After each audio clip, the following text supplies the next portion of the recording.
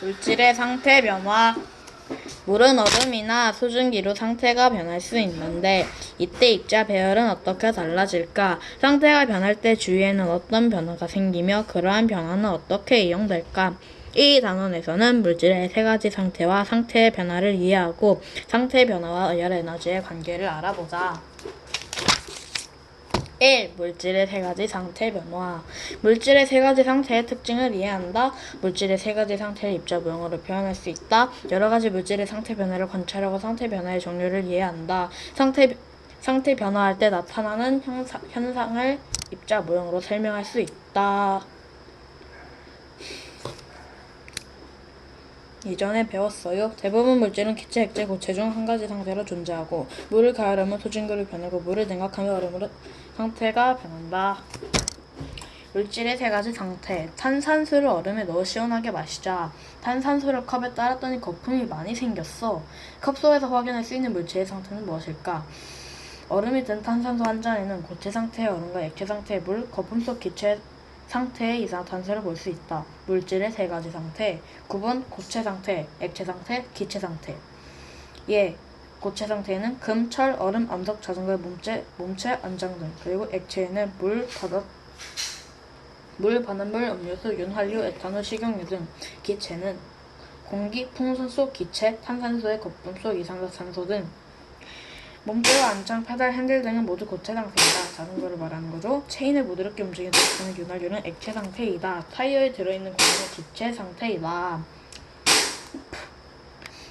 영어 풀이를 해보면 고체는 일정한 모양과 부피가 있으며 쉽게 변형되지 않는 물질의 상태이고 액체는 일정한 부피를 가졌으나 일정한 형태를 가지지 못한 물질의 상태입니다. 기체는 일정한 모양과 부피를 갖지 않고 용기를 채우려는 성질이 있는 물질의 상태. 네, 기체입니다. 2. 물질의 세 가지 상태의 특징. 구분 고체 상태, 액체 상태, 기체 상태. 모양, 부피, 압축되는 정도. 고체는 모양이 일정하고 액체는 일정하지 않고 기체도 일정하지 않아요. 부피는 고체 상태 거의 일정하고 액체 상태도 거의 일정하지만 기체 상태는 일정하지 않아요.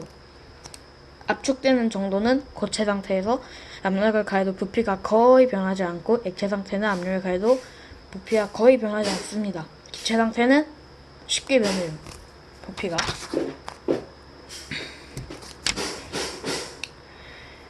이런 게 있고 물질 상태에 따른 입자 배열. 고체 상태의 입자 배열. 모양과 부피가 일정한 까닭. 입자들이 규칙적으로 배열되어 있고 자유롭게 움직일 수 없기 때문이다. 입자 사이의 거리가 매우 가깝기 때문이다. 압력을 가해도 부피가 일정한 까닭이고 방금 전에 말했던 건 모양과 부피가 일정한 까닭. 그럼 액체는 무엇일까? 입자들이 일정한 공간 내에서 고체보다는 불규칙하게 배열되어 있으나 비교적 자유롭게 움직일 수 있다. 그리고 압력을 가해도 부피가 일정한 까닭은 입자 배열이 불규칙하지만 입자 사이의 거리가 비교적 가깝기 때문이다. 그러면 이제 물을 압력을 가할 때 조금 줄어들 수 있냐는 생각을 할 수도 있습니다. 왜냐하면 고체보다 이게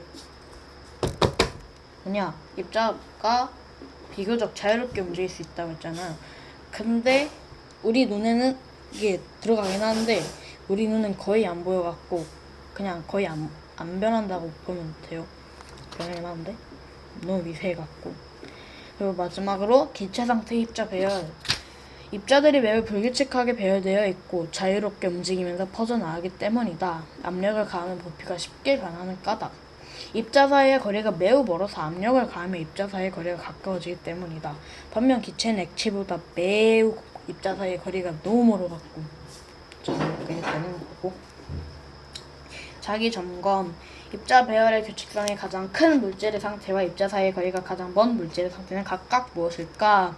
입자 배열의 규칙성이 가장 큰 물질의 상태는 고체 상태이고 입자 사이의 거리가 가장 먼 물질은 기체 상태이다. 그렇대요. 2. 여러가지 물질의 상태 변화. 아이스바는 언제 먹어도 맛있어. 아이스바가 흘러서 옷에 묻었어. 아이스바에 어떤 변화가 일어난 것일까? 고체 상태의 아이스바가 온도가 높아져 액체 상태로 변했다. 초콜릿의 상태가 변할 때 나타나는 현상 관찰하기.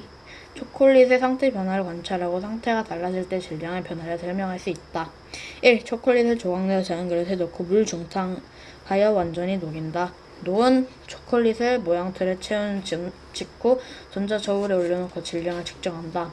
시간이 지난 후 초콜릿이 굳으면 다시 질량을 측정한다. 정리, 관찰하기 과정 1에서 초콜릿의 상태는 어떻게 변하는가? 고체 상태에서 액체 상태로 변합니다. 녹았던 초콜릿이 다시 굳을 때의 질량은 어떻게 변할까? 질량은 변하지 않고 부피만 변합니다. 부피 안 변하나? 탐구하기 문제. 고체 상태의 초콜릿을 가열하면 녹아 액체 상태로 변하고 녹은 초콜릿이 굳으면 고체 상태로 변한다. 물질의 상태가 변하면 질량은 어떻게 되는가? 물질의 상태가 변화도 질량은 변하지 않는다. 질량은 변하지 않습니다. 질량은 그 물질의 고유한 양이기 때문에 상태가 어떻든 간에 변하지 않습니다. 그럼 상태 변화가 무엇일까요? 어떤 물질이 한 상태에서 다른 상태로 변하는 현상. 물질은 온도가 높아지거나 낮아지면 다른 상태로 변할 수 있다. 상태 변화의 종류. 융해, 응고, 기화, 액화, 승화가 있고, 융해는 고체에서 액체, 응고는 액체에서 고체, 기화는 액체에서 기체, 액화는 기체에서 액체, 승화는 고체에서 기체 아니면 기체에서 고체. 승화가 제일 신기하죠. 예를 들면 드라이아이스 같은 겁니다. 구분, 융해, 응고, 그리고 정의, 예가 있습니다. 구분을 해서 융해 정의를 보면 물질이 고체에서 액체로 상태가 변하는 현상, 응고는 물질이 액체에서 고체로 상태가 변하는 현상. 예를 들면 융해는 얼음이 녹아 물이 된다. 뜨거운 프라이팬 위에 둔 버터가 녹는다. 다른 예를 들면 초콜릿이 녹는다, 아이스크림이 녹는다, 초가 녹아 촛농이 생긴다, 용광로 안에서 철이 녹는다. 초가 녹아 촛농이 생기면 촛농이 또 다시 그쪽은 응고에 들어갈 수 있습니다. 있네요. 흐르는 촛농이 녹는다. 응고에는 어떤 예가 있을까요? 물이 얼어서 고드름이 된다. 액체 설탕을 고쳐 솜사탕을 만든다. 액체 설탕을 고쳐서 솜사탕을 만든다. 흐르던 촛농에 굽는다. 방금 말했죠. 구운 초콜릿이 틀에서 굽는다. 마가마가 굳어서 암석이 된다. 고깃국에 고기 기름이 식어서 굳는다. 기름도 식어서 굳는 건가? 융해와 응고가 일어날 때의 입자 배열. 고체, 초콜릿을 예로 들었어요. 온도가 낮아져 응고하면 입자 배열이 규칙적으로 변하고 일반적으로 입자 사이의 거리가 가까워져서 부피가 작아진다. 이 응고고, 융해는 온도가 높아져 융해하면 입자 배열이 불규칙해지고 일반적으로 입자 사이의 거리가 멀어져서 부피가 커집니다. 그럼 기화와 액화는 뭘까요? 기화는 물질이 액체에서 기체로 상태가 변하는 현상, 액화는 물질이 기체에서 액체로 상태가 변하는 현상. 기화의 예로는 젖은 빨래가 마른다, 물을 가열하여 수증기로 변한다, 어항 속에 물이 점점 들어든다, 손등에 바른 알코올이 사라진다, 국을 오래 끓이면 국물의 양이 줄어든다, 젖은 머리카락을 헤어 드라이기로 말린다, 이른 아침 풀잎이 맺혔던 이슬이 한낮이 되면 사라진다. 그럼 액화는 무엇일까요? 물질이 기체 상태에서 액체로 상태가 변하는 현상이고요. 예를 들면 차가운 음료가 담긴 컵의 표면에 물방울이 맺힌다. 추운 겨울날 실내에 들어가면 안경이 뿌옇게 하얘진다. 이른 아침 풀잎에 이슬이 맺힌다. 더운 여름 하늘에 뭉게구름이 떠있다. 더운 물로 샤워를 하고 나면 욕실의 거울이 뿌옇게 흐려진다. 주전자 안에 물이 끓으면 주둥이 주위에 하얀 김이 생긴다. 여기서 더운 여름 하늘에 뭉게구름이 떠있다는 구름은 수증기가 냉각되어 생긴 작은 물방울들이 모여서 된 것이다. 열대나 여름철 중위도 지방에서는 구름이 생기는 대기층 온도가 0도 이상으로 구름 전체가 물방울로 되어 있다. 즉, 구름은 물방울 덩어리입니다. 기화와 액화가 일어날 때의 입자 배열. 온도가 낮아져 액화하면 입자 배열이 비교적 규칙적으로 변하고 입자 사이의 거리가 가까워져서 부피가 매우 작아진다. 그럼 기화는 온도가 높아져 기화하면 입자 배열이 매우 불규칙해지고 입자 사이의 거리가 멀어져서 부피가 매우 커진다.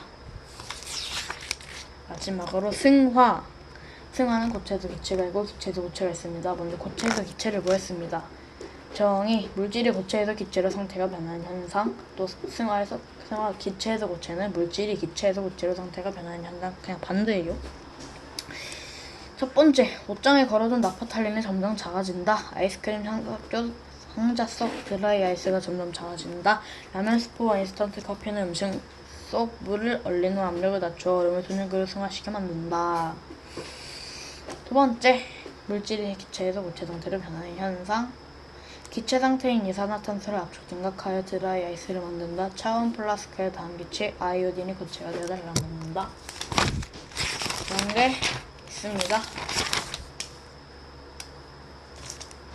이게 이제 이번 5단원에서 가장 중요한 개념입니다. 끝.